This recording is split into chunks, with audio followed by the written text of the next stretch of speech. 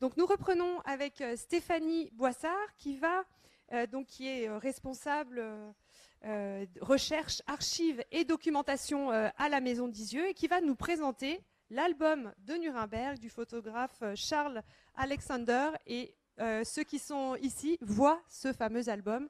Donc nous sommes impatients de vous entendre. Allez-y.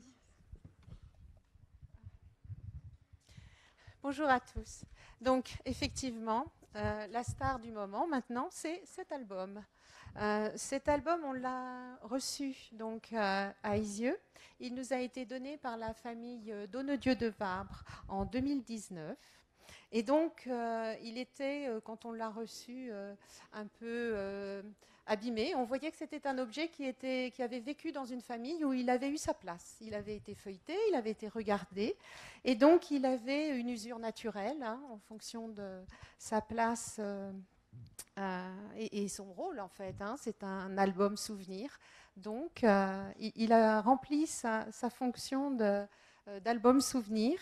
Et notamment, quand on l'a reçu, il n'avait pas de poussière. Alors ça, c'est une donnée, ça veut dire que vraiment, on l'a manipulé. Et donc, il était fatigué à la reliure, fatigué aussi dans l'intérieur, sur ses photos. Et il avait en somme vécu son rôle d'objet vivant parmi les vivants. Voilà. Donc, cet objet a été... la première chose que l'on a fait, vous le comprenez bien, c'est de le restaurer. Donc, c'est sa première sortie officielle depuis la restauration. Et donc, la restauration a été réalisée par Maude Blanc et Charlotte Kasprac pour tout ce qui concerne la reliure. Voilà. Donc, ce bel objet, pour le moment, est unique. Il était dans les papiers privés du juge Henri Donnedieu de Vabre. Et grâce au don de la famille, il est maintenant à Isieux. Cette restauration a été rendue possible grâce à l'aide du consulat des États-Unis de Lyon, qui a permis donc, cette restauration assez poussée. Alors, un album souvenir, pourquoi ? Qu'est-ce qu'il y a dedans ? Alors, des photos de Nuremberg, bien sûr. Ces photos sont d'un photographe, Charles Alexander. C'est un photographe militaire. C'est un des photographes officiels à Nuremberg, dans la délégation états-unienne. Et ce qui explique d'ailleurs que nombre de ces photos sont conservées. Là, cet album présente 116 photos et en fait, il y a à peu près, on a plus de 130 photos qui sont conservées dans les fonds de la bibliothèque Truman aux États-Unis, dans le Missouri, à Indépendance, voilà, dans la bibliothèque universitaire. Ce qui s'explique puisque c'est sous le mandat du président Truman que ce militaire a œuvré. Voilà. Et donc, il œuvrait pour la délégation des États-Unis. Donc, en fait, je vous ai dit, 116 photos. Le format, il est assez imposant, 28 par 34. Il est assez lourd aussi. Une belle épaisseur, parce qu'on est à plus de 8 cm. Et un cadeau souvenir qui est donné au juge au cours du procès. Quand on voit cet objet, on voit très bien qu'à l'intérieur, alors je vous préviens tout de suite, les photos de l'intérieur vont être relayées sur les écrans parce que l'objet est extrêmement fragile et on le manipule assez peu. Donc l'intérieur, c'est 131 photos. Donc, je pose. Ouais, merci. Voilà, 131 photos qui sont ainsi présentées. Voilà. Alors, quel type de photos c'est là, pardon, excusez-moi. Alors, des photos qui documentent, comment dire, de l'accord de Londres. J'ai un petit peu de soucis pour faire passer. Voilà, de l'accord de Londres. On reconnaît le juge Falco qui représentait la France, donc de la signature de l'accord de Londres. Ensuite, il y a aussi la ville de Nuremberg, puisqu'on s'installe à Nuremberg pour le procès. Donc, une espèce d'une contextualisation, en quelque sorte, avant le déroulé vraiment du procès. Les interrogatoires aussi, donc en quelque sorte, peut-être ce qu'on pourrait appeler l'instruction avant le déroulement des audiences. Et puis aussi le procès lui-même. Donc, on documente des photos qui portent sur les juges. Là, on a les juges, les 8 juges présents. D'ailleurs, c'est un album qui se termine de manière un petit peu abrupte, parce qu'il se termine par l'ensemble des visages en individuel des accusés. Donc, voilà. C'est un album qui documente aussi la préparation. Donc, on a un ensemble, un ensemble de photos qui montrent effectivement tout le travail qui a été fait avant que et pour que le procès puisse se tenir jusqu'à la salle organisée. Bon, voilà, la salle organisée prête pour les audiences. Et puis qui documente aussi un peu ce qu'on pourrait appeler le off, ce qui est ce que l'on ne voit pas forcément, et qui se trouve être, par exemple, excusez-moi, je ne suis pas très douée pour... voilà, l'intérieur de la prison, quelques photos sur l'intérieur, et les cellules qui sont vues, qu'on a vues quand même, hein, qui sont plus connues, et puis d'autres photos qui documentent aussi le ravitaillement. Il est vrai que grâce à la délégation américaine, des biens de consommation arrivaient et étaient disponibles à Nuremberg. Et puis aussi, la cantine, voilà, donc le off, hein, vraiment. Et puis aussi l'intendance. Alors là, je ne sais pas si vous pouvez voir sur la vue. C'est une photo avec un petit carton à gauche. Et en fait, le petit carton précise... il faudra faire des recherches poussées pour comprendre, mais en traduction, c'est ne pas utiliser la machine à tailler les crayons quand quelqu'un téléphone. On suppose que la machine à crayon avait un certain volume en décibels. Donc, voilà. Donc, des choses qui sont... Vous voyez, c'est juste pour dire que l'ensemble des photos qui sont présentées visent à documenter... C'est un album souvenir, en fait. Hein. Avant le procès, la préparation pendant le procès, et puis évidemment l'objet du procès, ceux qui y ont participé, puis les accusés aussi. Hein. Et puis, il y a une particularité donc, à ce bel album, c'est qu'on a une page de dédicaces. Donc, ces dédicaces sont tout à fait intéressantes, d'abord parce qu'elles contextualisent l'objet. Quand a-t-il été donné au juge Donnedieu de Vabre? Il y a une date, tout simplement, hein, 26 juillet 1946. Donc en fait, si on regarde le déroulement des audiences, il a reçu ce cadeau souvenir au cours du procès. Il n'est pas fini le procès. Les délibérations commenceront à la fin du courant septembre. Donc c'est en cours d'audience. On a vérifié, c'est un vendredi.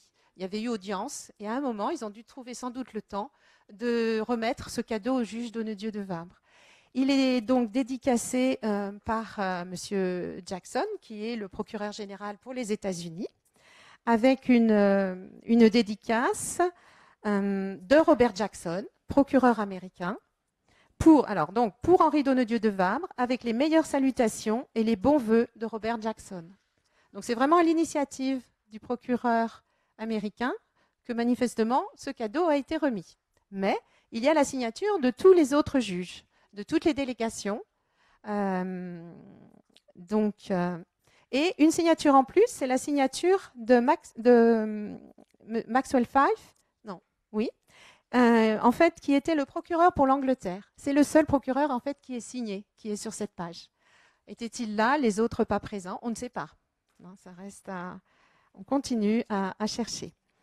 Donc, une fois qu'on voit cela, quand on est face à cette page, on se dit, bon, il est clair que le juge a reçu un cadeau souvenir, mais on fait l'hypothèse, bien évidemment, que les autres juges, à minima, donc les 3 autres juges des délégations, ont reçu le même cadeau. Difficile quand même de penser que seul le juge français aurait reçu un tel hommage. Donc, voilà, notre hypothèse, c'est qu'il y a 3 autres volumes, à minima, qui se trouvent dans des fonds quelque part. Évidemment, vous comprenez bien que l'idée, c'est de retrouver un objet, un album similaire qui aurait été, comme celui-ci a été dédicacé, regardez, en lettres d'or au juge, monsieur le professeur Henri Donnedieu de Vabre. Évidemment, on souhaiterait trouver les 3 autres qui ont été aussi remis, comme nous le pensons, aux autres juges, à minima. Et comme on voit aussi que l'ensemble des juges adjoints des délégations ont signé, l'hypothèse voudrait, par courtoisie, mais à vérifier, hein, parce que d'autres temps, que les juges adjoints, comme le Falco ou Rudenko ou les autres, aient aussi reçu un exemplaire souvenir. Voilà. Alors, c'est une hypothèse. Donc, on a essayé de la vérifier. On a cherché dans des différents fonds. On a contacté des universités américaines, des fonds. On cherche dans les fonds anglais, bien sûr. Et en fait, c'est une sorte d'avis de recherche qui est lancé sur éventuellement les 3 autres exemplaires ou voire 7 autres exemplaires qui existeraient et qui seraient similaires à celui-ci. Pour le moment, nous n'avons pas pu vérifier, je n'ai toujours pas trouvé d'exemplaire similaire. Il est toujours unique, il faut le dire. En revanche, j'ai trouvé un certain nombre de publications, 2 précisément, qui ont été faites à partir des photos de ce monsieur Charles Alexander. Donc, il y a eu 2 publications qui ont été réalisées. Oh, désolée. Oups, on va un peu vite. Voilà. Une qui est tout à fait intéressante aussi, que l'on a découvert à l'occasion, c'est Justice at Nürnberg. C'est en fait une édition différente. Les photos sont les mêmes. Hein. Ce sont des photos de Charles Alexander. Et elles sont accompagnées d'un texte d'Anne Kishan, qui est journaliste et qui commente en fait les photos présentées. Ça nous a apporté un apport de contenu certain, c'est qu'on avait la légende qui avait été écrite à l'époque sur les photos présentées. Alors que là, dans notre album, ce sont vraiment des photos sans légende ni titre. Donc qu'une photo, à décrypter donc. Donc c'est vrai que cette publication souple qui fait plutôt penser à une revue, pas un livre, vraiment une revue. Mais bon, on est dans des conditions d'après-guerre. La publication n'est pas aussi aisée. Sortir un livre, c'est pas aisé. Donc cette publication, on a retrouvé trace. On en a un exemplaire à Isieux, évidemment. Et puis donc il y en a quelques-uns en vente sur Internet, il est vrai. Sinon en France, il y a un autre exemplaire à la Contemporaine à Nanterre. Et puis on a trouvé un autre ouvrage qui s'appelle Nuremberg, que vous voyez là. Et donc cet ouvrage est un peu différent, il est cartonné. Et donc les images dans ce document, dans ce livre-là, sont assorties de très courtes légendes, encore un format différent. Il faut préciser que, oui, je dois vous expliquer que les photos qui sont présentées là, les 116 photos, se retrouvent pratiquement à l'identique dans la publication précédente. Donc un choix de photos quasi similaire. Mais évidemment, pas du tout le même support. Dans cet ouvrage-là, les photos sont différentes. Elles documentent le procès, mais beaucoup moins. Elles sont beaucoup moins centrées. Elles sont centrées sur les voyages des délégations aux alentours de Nuremberg. Elles sont beaucoup plus... c'est plus grand public, entre guillemets, je dirais, avec comme thématique le procès, mais en ouvrant beaucoup plus sur le off, ce qui se faisait à côté. Voilà. Donc elles sont assez différentes de celles que l'on a là. Alors, j'ai pu donc identifier cet ouvrage. Il y en a quelques-uns en vente sur Internet. Il y en a un exemplaire toujours à la Contemporaine à Nanterre. Mais c'est surtout dans les fonds américains, aux États-Unis, que j'ai pu retrouver et identifier cette publication. Donc, notamment un exemplaire dédicacé par Parker, qui était le juge adjoint des États-Unis, qui l'a donné à son neveu et qui a assorti son don d'un certain nombre de coupures de journaux. Il a fait une sorte d'album personnalisé. Il a rajouté des coupures. Et d'ailleurs, je souhaite mentionner et remercier la bibliothèque Wilson, qui se trouve être dans le fond de l'université en Caroline du Nord de Chapel Hill, parce qu'ils nous ont alors j'ai eu des relations formidables avec les universités américaines qui ont beaucoup répondu, qui étaient très investies dans la recherche et qui ne connaissaient pas ce document et qui étaient tout à fait intéressés pour arriver à mettre le lien entre ces différents documents. Et donc, la bibliothèque Wilson nous a envoyé carrément la photocopie entière de cet ouvrage. Ce qui m'a permis de vérifier les photos qui étaient utilisées, bien évidemment, et de voir la différence entre l'usage des photos faites là et des photos dans cette publication, qui est en fait une réelle publication éditée. Oui ? Ah, formidable.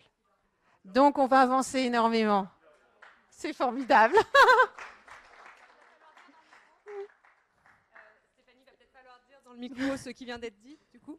Oui, donc apparemment, dans le fonds de Benay, c'est ça ? Le fonds de Benay qui vient justement d'arriver à Isieux, c'est le dernier fonds qui concerne donc l'avocat général de Benay qui était au procès de Nuremberg lui aussi, et que nous avons reçu cet été. Donc c'est la remise officielle du fonds de Benay à la maison d'Isieux.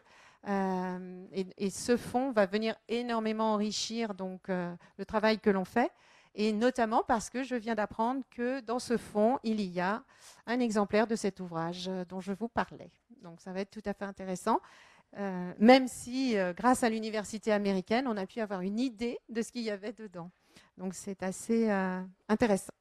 Donc en fait, vous l'aurez compris, alors on n'a pas cherché seulement, c'est vrai qu'on a eu une réponse très rapide des universités américaines, mais on cherche aussi dans les fonds anglais, bien évidemment, et russes. Donc ce travail-là, pour le moment, est en cours, vous l'aurez compris. L'avis de recherche sur les exemplaires court toujours et on espère pouvoir le concrétiser. Vous aurez compris que la difficulté principale, c'est que là, on a affaire à un objet qui est un objet privé, donc il est dans les familles. Et on a eu la chance immense de le recevoir de la famille Donnedieu de Vabre, mais c'était un objet vivant chez eux. Donc c'est un peu plus compliqué à trouver que quand on est sur des fonds évidemment publics ou des fonds plus thématiques et moins, qui relèvent plus de l'archive privée que de l'archive scientifique. Voilà.